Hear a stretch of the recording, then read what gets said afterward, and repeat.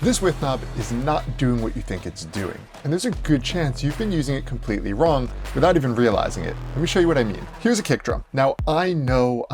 Why would we ever want to widen a kick, right? That's what makes this the perfect sound, because if this knob does what it claims, then we should have a wide kick. Let's see.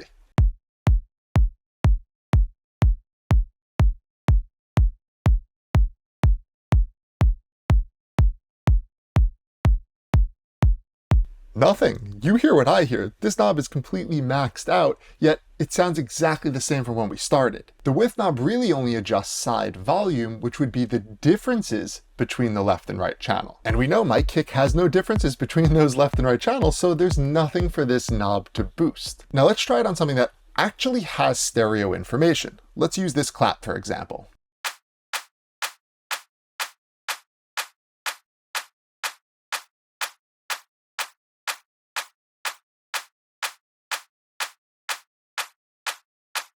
You can hear and see the sides of this clap getting louder as I turn this knob. Because there are real differences between the left and right channel already on this sample, this width knob has something to work with, has something to raise the volume of. In order to have stereo width, we need to have these differences between the left and right channel. And if there are no differences, well, there is no width. Okay, if that's true, here's the next natural thought. And I see this in my students' projects all the time. Take a sound, duplicate it. Pan one all the way to the left, pan one all the way to the right, and that should make it wider, right?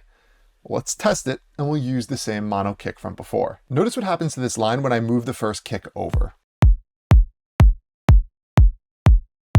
Now watch what happens when I bring the other one to the opposite side. It's collapsing back to the center, like literally a line right down the middle. This is like me cloning Moose and putting him on opposite ends of the room. Doesn't matter how far you put him, it's still the same tiny dog who has no front teeth.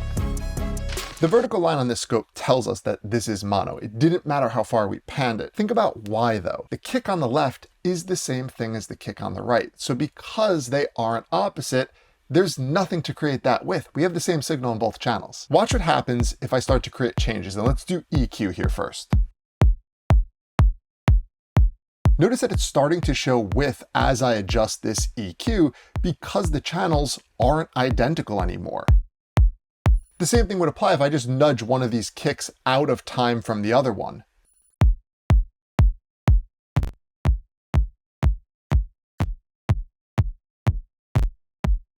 You'll notice how wide this sounds because one ear is receiving the information before the other. It's not identical anymore. So once this clicks and you understand this, you realize there are a bunch of ways to create stereo width in a project. It just comes down to the same thing every time, creating differences between the left and right channel. So if we look at something like the Haas effect, this is what we just did. It's creating a delay between the left and right channel. This creates a widening effect. It doesn't always translate well to mono, but you'll hear how good this does sound in stereo.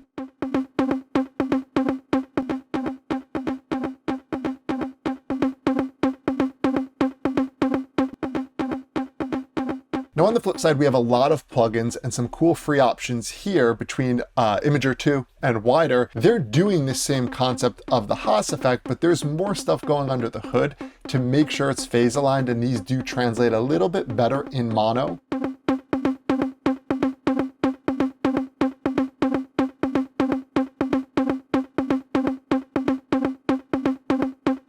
We can also have chorus and other modulation effects that are playing with pitch and timing of the two waveforms. This also can create some stereo width.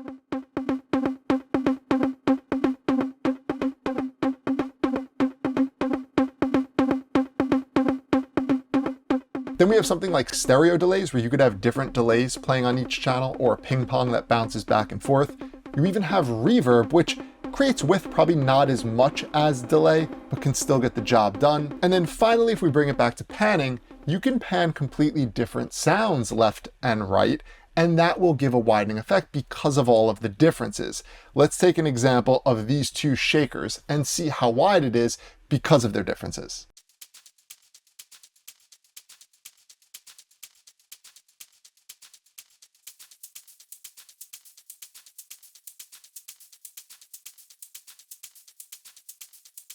So now all this makes sense. You think you have it figured out until you realize you've probably been panning wrong this whole time. None of what we just talked about even matters if you are making this mistake, because this is not doing what you think it's doing either. I had to make an entire video for this, and I'm going to show you what's going on here, what's wrong, and more importantly, how to fix it.